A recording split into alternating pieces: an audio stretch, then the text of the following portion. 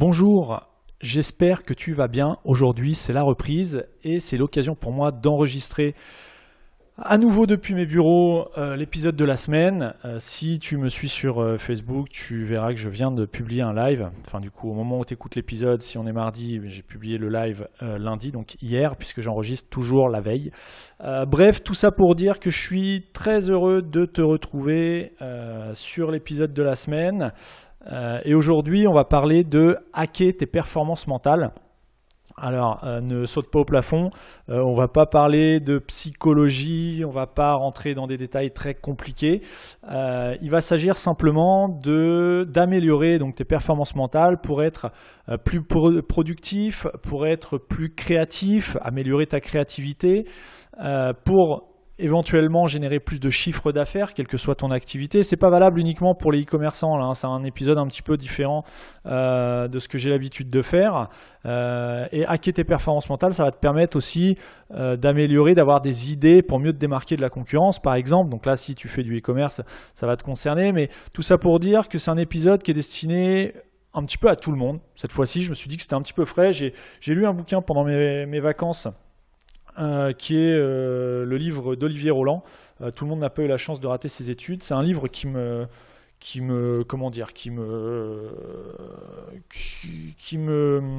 bref, j'avais hâte de le lire tout simplement, et j'ai relevé certaines petites choses qui étaient intéressantes et que je voudrais te partager et mettre en relation avec moi mon expérience personnelle, puisqu'il y a certaines choses qui sont indiquées dans ce livre que je mets moi-même en application, et donc je me suis dit que ça pouvait être intéressant d'en faire un épisode, et puis voilà quoi.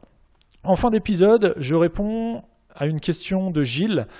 Gilles qui m'a posé une question suite à la publication d'un post sur la page Facebook de Marketing 301. Donc si tu veux entendre ma réponse à Gilles, écoute bien l'épisode jusqu'à la fin. Je donnerai ma réponse directement en audio. Avant de commencer, je tiens à t'informer que cet épisode, donc c'est l'épisode 51, est sponsorisé par Jas Life. Jas Life, c'est un gars super sympa qui stream du Call of Duty sur Twitch. Alors si tu es gamer ou que tu aimes mater du Call of sans prise de tête dans une ambiance plutôt détendue mais avec du gros gameplay, tu peux aller jeter un œil sur la chaîne de Jas Life en allant sur marketing301.net/Jas, J-A-S-S. Son pseudo c'est Jas Life, J-A-S-S _ c'est la barre du bas, Life, L-I-F-E. Voilà. Je suis Johan de Marketing 301. Le but de ce podcast est d'aider les e-commerçants à développer leur activité en ligne en leur dévoilant certaines pratiques mises en place par les professionnels du web, qu'il s'agisse d'agences web, de stratégie digitale ou de référencement. Ce podcast est le fruit de plus de 10 années d'expérience accumulée depuis 2006, date de la création de ma première entreprise web. En 2010, je fonde mon agence digitale qui accompagne de nombreux e-commerçants. En 2013, je m'associe et rachète en parallèle de mes activités une société spécialisée dans la vente de produits alimentaires aux professionnels et aux particuliers via sa boutique en ligne. Sur Marketing 301, je partage avec vous les outils les plus efficaces. J'échange également sans filtre avec d'autres professionnels. Je cherche à découvrir leur parcours, les outils qu'ils utilisent au quotidien et je tente de décrypter leur façon de penser et d'organiser leur journée. Marketing 301, c'est le podcast qui me permet de partager mes meilleures compétences avec les personnes qui vivent déjà ou qui souhaitent vivre du e-commerce. Donc, comment hacker tes performances mentales, notamment pour doper tes ventes? Alors, il y a plusieurs études qui montrent l'impact de certains éléments sur les performances mentales. L'impact notamment du café, de la méditation, de l'importance du petit déjeuner le matin, etc., etc. Mais le problème, c'est que toutes ces études, ce sont des généralités qui te sont données. Mais le but, c'est de savoir ce qui a réellement un effet sur toi-même, puisque ce qui a un effet sur ton voisin, par exemple, si le café a un effet bénéfique sur les performances mentales de ton voisin, c'est pas pour ça que chez toi, le café va être aussi impactant. Et toi, ce sera peut-être le fait d'avoir un gros petit déjeuner ou justement de sauter le petit déjeuner. Bref, le problème, c'est que toutes ces études te donnent des statistiques sur des généralités. Et moi, ce que je souhaitais te partager aujourd'hui, c'est savoir concrètement comment définir ce qui va réellement avoir un effet sur ta propre personne. Encore une fois, ce qui va avoir un effet sur moi-même n'aura peut-être pas le même impact sur toi et inversement. À la fin des années 1970 aux États-Unis, en Californie plus exactement, il y a un mouvement qui est né qui était le mouvement nommé Quantified Self. Ce mouvement, il est devenu international à partir des années 2000. Donc tu vois que ce n'est pas quelque chose de nouveau, c'est quelque chose qui est né dans les années 70. Donc il y a plus de 50 ans, non, il y a quasiment 50 ans, ça fera 50 ans l'année prochaine, que ce mouvement a vu le jour. Le concept, c'est de faire des expériences sur soi-même afin de mieux se connaître, de mieux se comprendre et d'être plus efficace, mais tout ça de façon scientifique. Il y a un outil qui a été créé qui permet d'extrapoler un petit peu tout ce concept et qui permet de réaliser l'expérience de chez toi. C'est l'outil quantifiedmind.com, donc c'est un site internet. Je mettrai les ressources, le lien vers le site sur marketing301.net/51 dans les notes de l'épisode. Mais si tu veux d'ores et déjà noter le site internet, c'est quantified, donc Quantified, donc le tiré du 6, mind, mind.com. Tu vas sur le site, tu vas pouvoir t'inscrire et commencer le test. Le fonctionnement de ce site, il va te guider dans une série d'expériences concrètes et une série d'expériences qui sont préétablies sur plusieurs jours. Donc c'est vraiment quelque chose de concret que tu vas pouvoir mettre en place et en application dès ce soir ou dès cet après-midi si tu m'écoutes à la sortie de l'épisode. Bref, c'est vraiment quelque chose que tu vas pouvoir suivre au quotidien et qui va te donner des résultats par rapport à ta propre personne. Là, on ne parle plus de généralité. L'objectif, ça va être de déterminer s'il y a un impact sur ton propre corps en ce qui concerne certains éléments comme le café. Tu vas pouvoir regarder si la méditation a un impact sur ta propre performance intellectuelle. Le sexe, donc est-ce que le fait de faire du sexe, ça va impacter tes performances mentales? Alors, j'ouvre une parenthèse, il est précisé sur le site, et je dis ça pour les célibataires qui m'écoutent, la masturbation est autorisée, ça compte dans le sexe. Donc vous n'êtes pas obligé d'avoir une partenaire sexuelle pour mettre en place le petit exercice.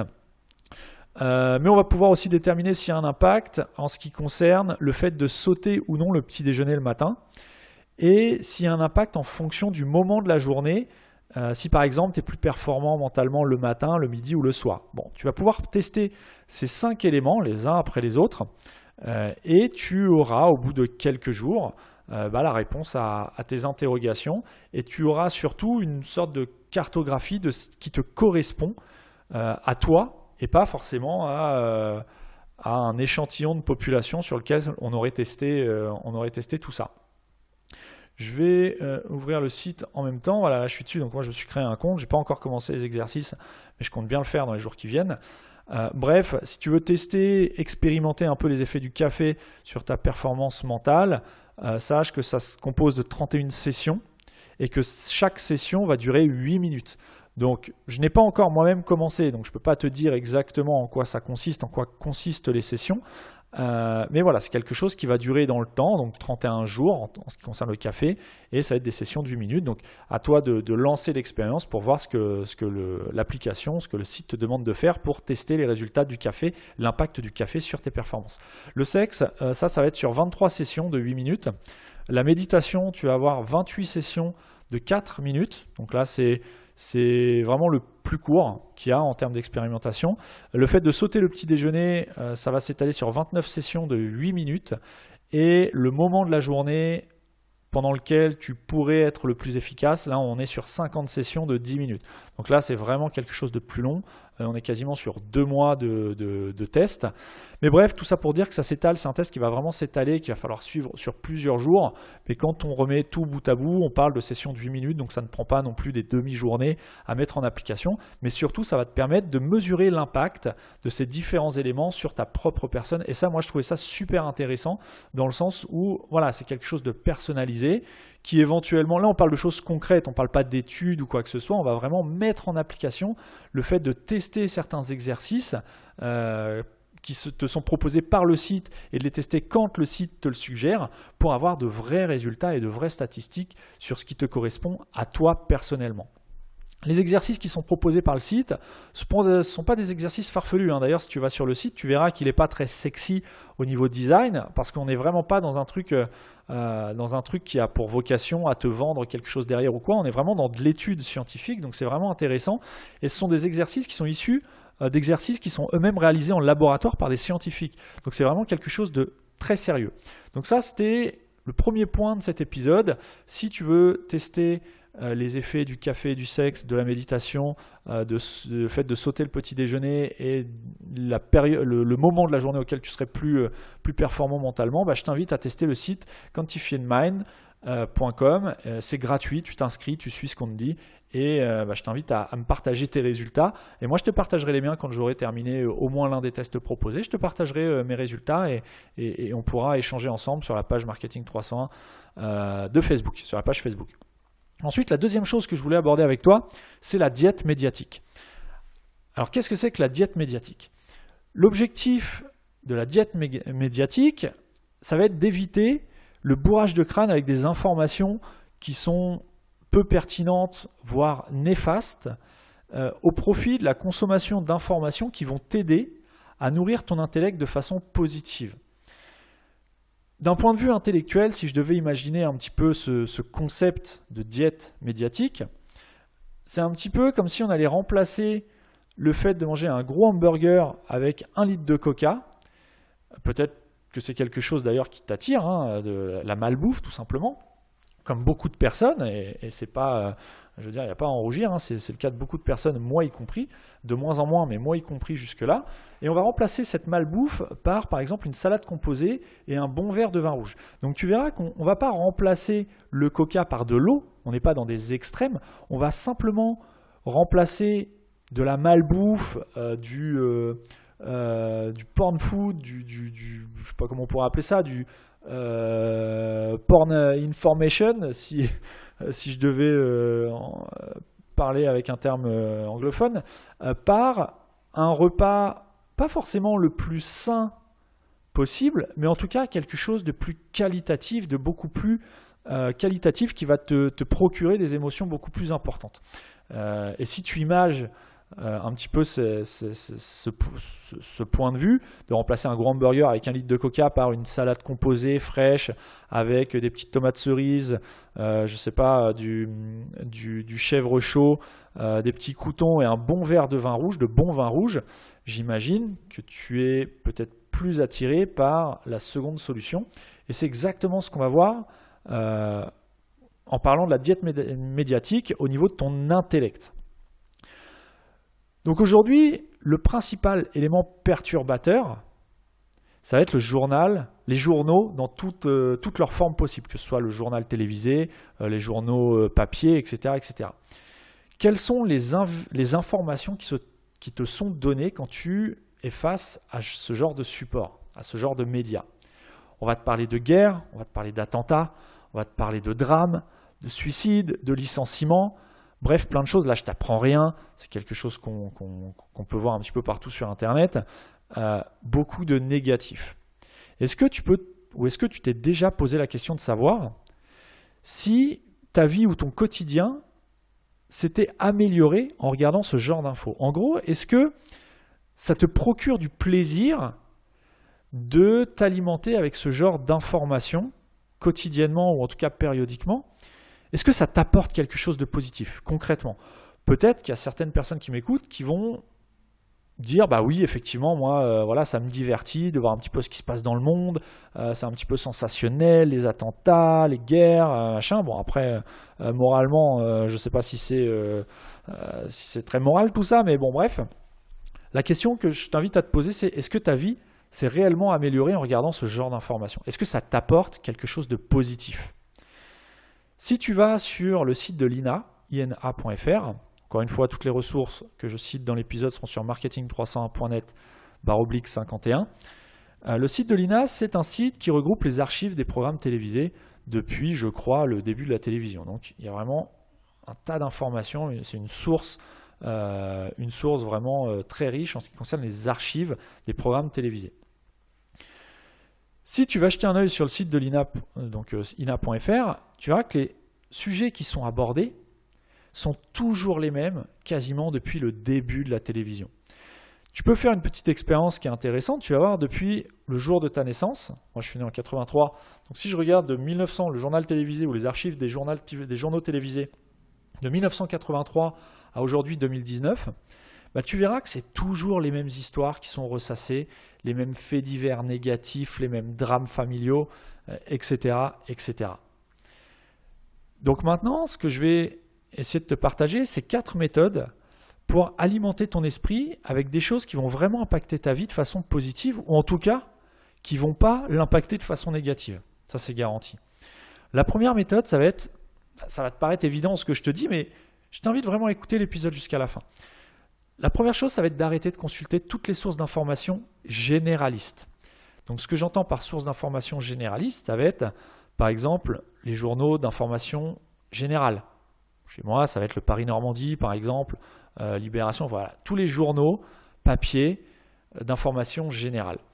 Ça va être d'arrêter de consulter ou de regarder le journal télévisé à la télé, le soir à 20h, le midi à 13h, que ce soit sur TF1, M6, Pierre, BFM TV ou autre, d'arrêter de consommer ce genre de support. Ça va être d'arrêter de consulter les journaux à la radio. Arrêtez de consulter aussi Google Actualité. Donc tu vois, je ne suis pas anti-télé, je ne suis pas anti-presse, je ne suis pas anti-radio, puisque là je te parle d'Internet. À mon sens, ça pourrait être intéressant pour toi d'arrêter de consulter les actualités sur Google Actualité si c'est quelque chose que tu consultes régulièrement. Et toutes les sources d'informations généralistes comme l'AFP, etc., etc. Bref, vraiment d'arrêter de consulter toutes les sources d'informations généralistes. Pourquoi ? Tout simplement parce que la majorité des informations qui sont sur ces supports sont des informations majoritairement négatives. Et là, encore une fois, je pense que je ne t'apprends rien et que tu l'auras remarqué par toi-même. Et c'est cette source, cette masse d'informations négatives qui pullulent sur tous les supports qui t'entourent, ça participe à la baisse de morale générale. Ça, encore une fois, ce n'est pas quelque chose que je sors de mon chapeau là en enregistrant l'épisode.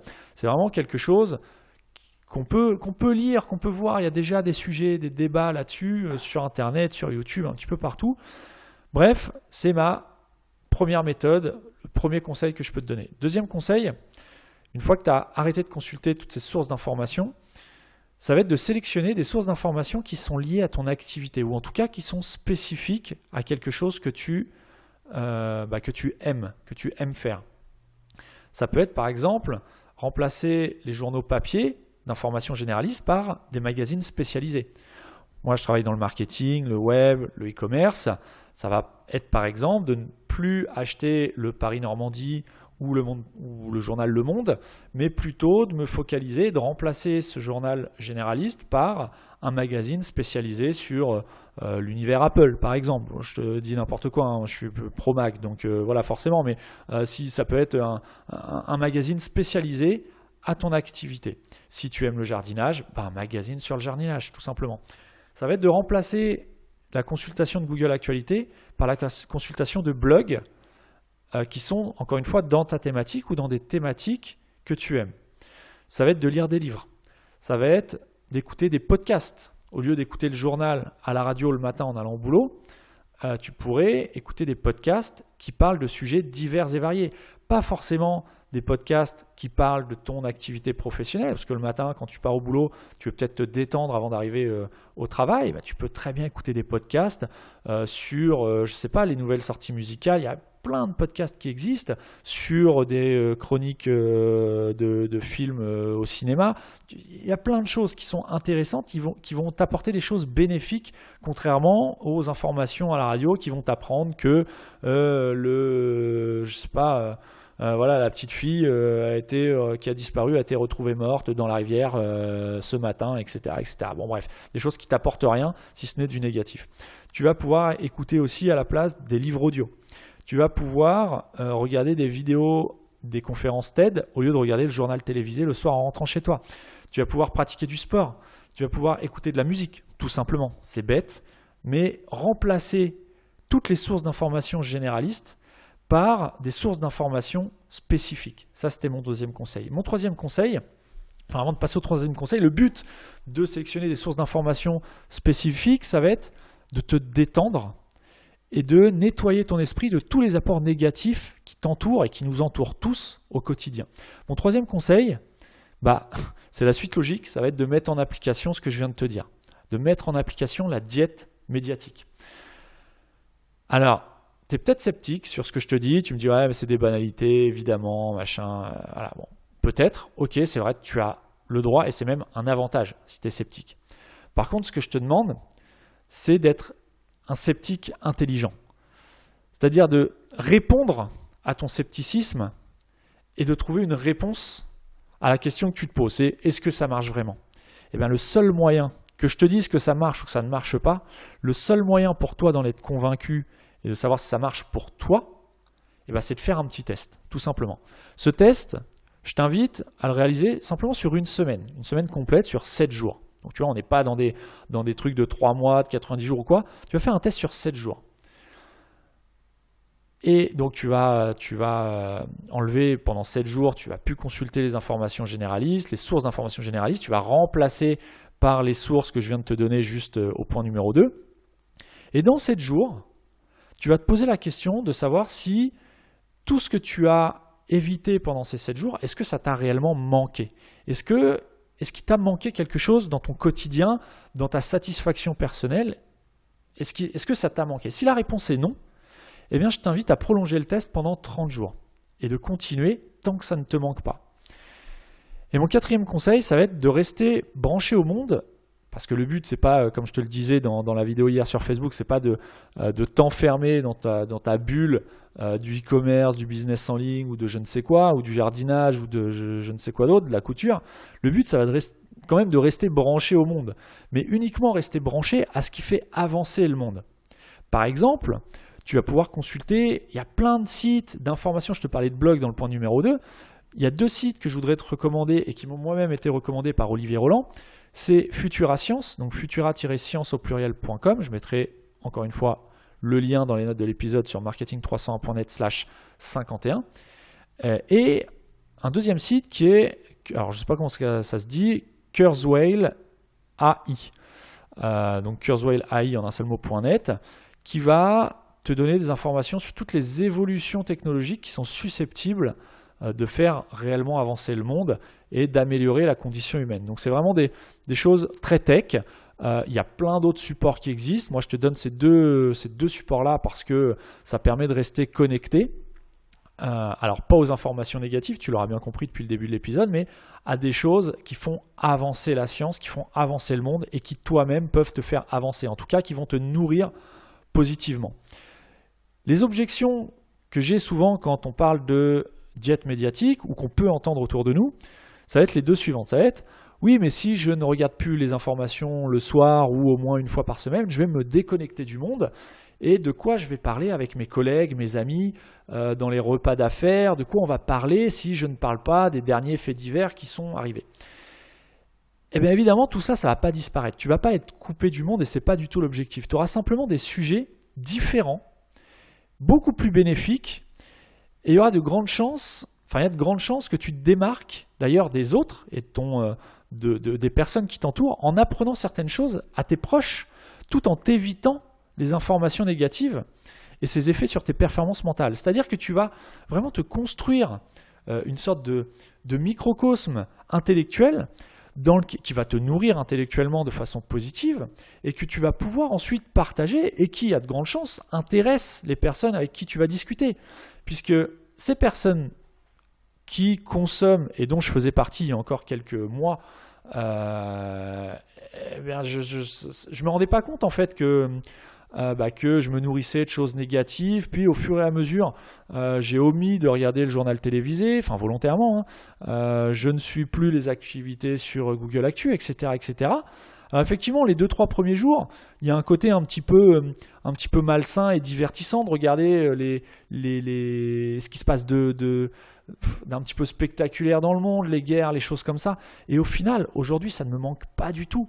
Et je voulais te partager mon expérience personnelle. En fait, ça a commencé comment? Il y a quelques temps, il y a quasiment 1 an maintenant, on a choisi avec ma compagne d'enlever la télé du séjour. tout simplement pour éviter, parce que j'ai 2 enfants, enfin on a 2 enfants en bas âge, et on voulait éviter de, quand on rentre du boulot le soir, tout de suite allumer la télé et brancher sur, je sais pas, sur les informations, sur des émissions de divertissement divers et variées, mais qui au final, encore une fois, te divertissent à court terme, mais ne t'apportent rien et t'appauvrissent l'esprit. Alors, ce que je dis là, c'est pas du tout négatif. Si tu aimes regarder Touche pas à mon poste, je cite cette émission-là volontairement parce que moi, je suis... j'aime bien l'émission. Voilà, tout simplement, j'aime bien l'émission. Je la regarde plus, mais j'aimais bien la regarder quand je la regardais. Donc voilà, il n'y a aucun jugement sur cette émission.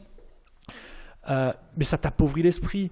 Clairement, on te parle de médias, de choses. Enfin, on tourne autour d'un pot qui ne te fait pas avancer ni professionnellement, ni psychologiquement. On va pas se le cacher.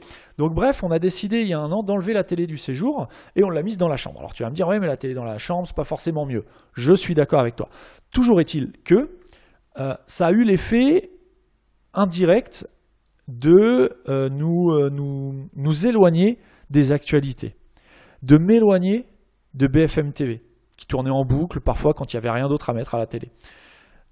La télé, aujourd'hui, chez moi en tout cas, elle sert qu'à se détendre pour regarder éventuellement une série de temps en temps, ou des émissions, des documentaires. Et aujourd'hui d'ailleurs, je regarde naturellement beaucoup plus de documentaires sur des sujets qui m'intéressent, et pas sur des sujets qu'on me propose. Et c'est là toute la différence. Je vais regarder des choses qui m'intéressent. C'est moi qui va sélectionner ce que je vais regarder, notamment avec Netflix, avec YouTube en le passant sur la télé, etc. etc. Alors, personnellement, moi je m'intéresse plutôt aux nouvelles technologies, à la conquête spatiale, à l'entrepreneuriat, au business en ligne, au marketing. Je regarde des conférences SEO, des vidéos de VTT. Voilà, donc je te parlais de sport un petit peu plus haut dans l'épisode, des vidéos de VTT. Donc là, tu vois, on n'est pas dans... Je vais pas m'en servir directement dans mon activité professionnelle, mais ça permet de me détendre. Mais en tout cas, je ne suis plus en lien direct avec toute cette masse d'informations négatives qu'on te dessert à la télé quotidiennement. J'ai même envie de te dire heure par heure, minute par minute sur des chaînes d'information en boucle comme BFM et d'autres. Et bref, tout ça pour dire qu'aujourd'hui, je ne regarde quasiment plus la télé. Je ne sais même pas si je suis à 1 heure de télé par semaine. Et malgré tout, je ne suis pas coupé du monde parce que les informations négatives qui ne me parviennent plus directement, en fait, elles me parviennent toujours via des réseaux secondaires comme les réseaux sociaux, les conversations entre amis, etc., etc. Par contre, désormais, elles sont simplement subsidiaires et anecdotiques et elles ne sont surtout pas quotidiennes. C'est-à-dire, je ne regarde pas ce qu'on me demande de regarder, mais je regarde ce que je demande moi à regarder et ça change tout. Donc pour conclure, je t'invite vraiment à tester sur quelques jours et à me faire un retour de ta propre expérience si tu mets en application ce que je viens de te commenter. Vraiment de me faire un retour sur ta propre expérience en commentaire soit de l'épisode sur marketing301.net/51 ou directement sur iTunes ou Apple Podcast en laissant un commentaire en dessous du podcast. Tu verras que, voilà, déjà je serais vraiment intéressé pour avoir ton avis là-dessus. C'est un épisode que j'ai, qui m'est venu là cette semaine, enfin la semaine dernière plutôt, en finissant de lire le bouquin dont je t'ai parlé en début d'épisode. Et je me suis dit, bah ouais, ça pourrait faire. Il y a quand même une certaine proximité avec le sujet du podcast, tout simplement parce que si tu m'écoutes, tu es dans le business en ligne. Soit tu te lances, soit tu es déjà lancé, tu es peut-être aussi prestataire de service. Bref, on est un petit peu dans le même univers. Et je me suis dit que ça pouvait être intéressant de partager ce qui, moi, m'a réellement apporté quelque chose dans mon quotidien. Donc voilà pour l'épisode. Maintenant, je vais aborder la réponse à Gilles, qui donc m'a posé une question en privé sur Facebook suite à un post que j'ai fait sur la page Facebook de Marketing 301 le 10 août à minuit 27.